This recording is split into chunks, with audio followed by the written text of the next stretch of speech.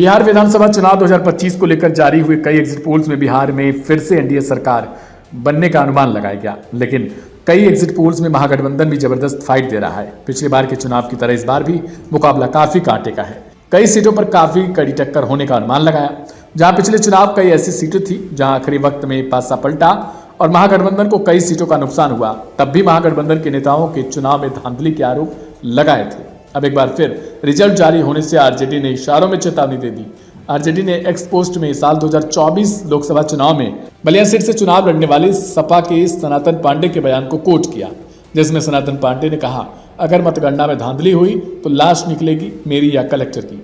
सनातन पांडे के बयान पर कैप्शन देते हुए आरजेडी ने एक्स पर लिखा, एक प्रत्याशी को ऐसा क्यों करना पड़ता है। आरजेडी के इस पोस्ट पर राजद नेता प्रिंस यादव ने भी रिपोस्ट करते हुए ये तक लिख दिया कि प्रत्याशी हैं वो अपने साथ 2-2 हजार की भीड़ कम से कम लेकर ही स्ट्रांग रूम के बाहर आए।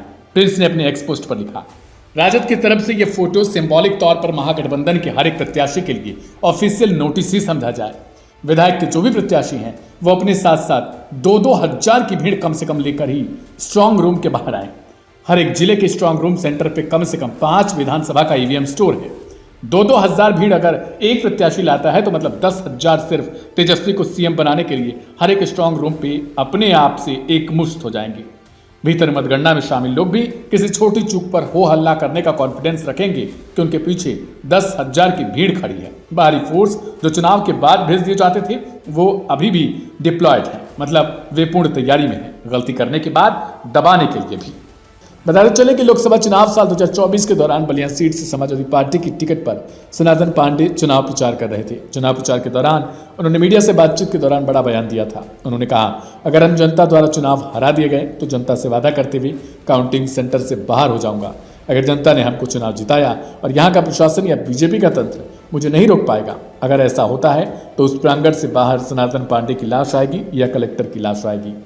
बताते चले, Matrize, IANS, People's Pulse, JBC Poll, People's Insight, Chanakya Strategies, Polstat, Poll Diary, Praja Poll Analytics, TIF Research, P Marq और डीवी रिसर्च के अनुमानों में एनडीए को प्रचंड बहुमत मिलने के आसार जताए गए। वहीं कई एग्जिट पोल्स में महागठबंधन के लिए बड़ी खुशखबरी आई। डीबी लाइव एग्जिट पोल के मुताबिक इंडिया ब्लॉक यानी महागठबंधन को 130 से 144 सीटें मिल सकती हैं, जबकि एनडीए को 95 से 109 सीटों के बीच सीमित बताया गया। वहीं जॉर्नो मिरर एग्जिट पोल ने भी लगभग यही तस्वीर दिखाई। इस सर्वे में महागठबंधन को 130 से 140 सीटें मिलने का अनुमान है, जबकि एनडीए को 100 से 110 सीटों के बीच सिमटता हुआ देखा जा रहा है। तेजस्वी यादव ने रिजल्ट से पहले शानदार फीडबैक की बात कही है और यहां तक कह दिया कि 18 तारीख को शपथ लेने जा रहे हैं।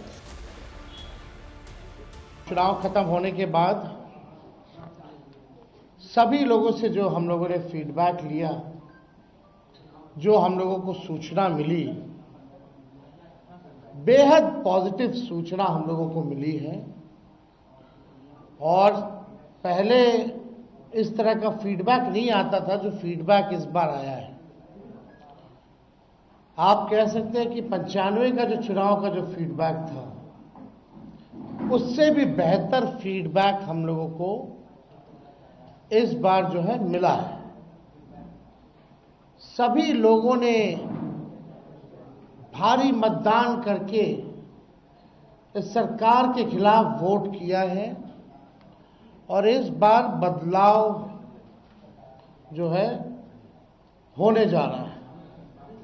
कहीं इफ एंड बट की भी गुंजाइश नहीं रह गई है। हम सब लोग जो कार्यकर्ता जिन्होंने दिन रात पार्टी के लिए मेहनत की, उनको भी दिल से धन्यवाद देते हैं। हमने पहले भी कहा था कि 14 तारीख को रिजल्ट होगा और 18 तारीख को ओथ सेरेमनी होगा।